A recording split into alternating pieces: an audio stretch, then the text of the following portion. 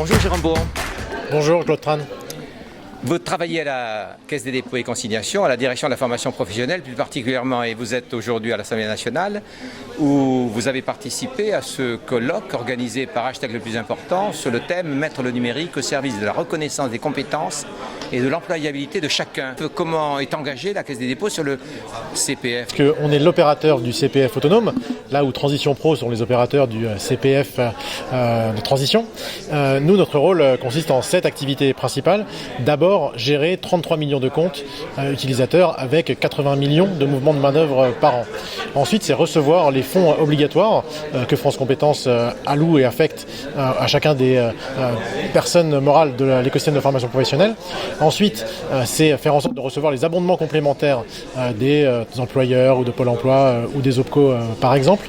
C'est ensuite s'assurer que l'application mobile fonctionne à partir de novembre et donc que nous soyons en situation de gérer la plus grande place de marché de l'offre de formation en France, avec possiblement 80 000 organismes de formation qui pourront proposer une offre de formation certifiante éligible au compte personnel formation.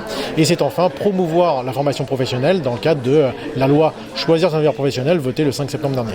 Alors bon, le CPF existe depuis plus longtemps que cette dernière loi. Qu'apporte cette loi plus particulièrement au CPF? Vous avez raison, depuis 2015, le CPF, c'est 2 millions de dossiers de formation, assez également répartis entre demandeurs d'emploi et salariés d'ailleurs. Et l'ambition est plus forte encore, c'est de donner une pleine autonomie aux personnes qui ont accès au compte personnel de formation. L'application Mon compte formation permettra un parcours d'achat de formation vraiment autonome en quelques étapes. Je télécharge l'application, j'accepte les conditions générales d'utilisation évidemment, je visualise mes droits à disposition, je peux chercher et trouver une formation pertinente qui correspond à ma situation et à mon projet professionnel. Je peux m'inscrire en ligne auprès de l'organisme de formation, après avoir, si j'en ai besoin, contacté un conseiller en évolution professionnelle.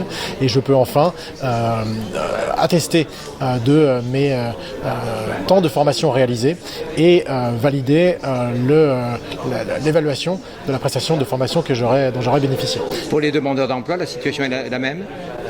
Les demandeurs d'emploi font partie des personnes autonomes de ce pays, évidemment, et donc elles auront accès à l'application mobile dans les mêmes conditions que les autres usagers.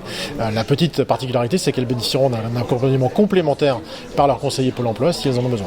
Vous avez participé aujourd'hui à l'Assemblée nationale au colloque organisé par Hashtag le plus important. Comment avez-vous trouvé ce colloque et pourquoi avez-vous accepté d'y venir? Quand on travaille à la Caisse des dépôts et qu'on est invité à l'Assemblée nationale, on vient pour les raisons que vous imaginez bien sur le statut de notre institution. Au-delà de ça, le colloque compétences et numérique est exactement dans la mission qui nous est confiée. Et donc Hashtag le plus important, en partenariat avec l'ensemble des personnes qu'il a fait intervenir aujourd'hui, nous paraissait tout à fait à même de répondre par ce colloque aux enjeux qui sont ceux de la formation professionnelle et de l'employabilité aujourd'hui. Donc on est venu bien volontiers avec plaisir et on espère que nos contributions et les réponses qu'on a faites aux propositions formulées dans votre atelier de Design Thinking ont été utiles à l'ensemble des personnes qui ont suivi soit dans la salle, soit sur le Facebook Live. Merci beaucoup, Jérôme Bourron. Merci à vous.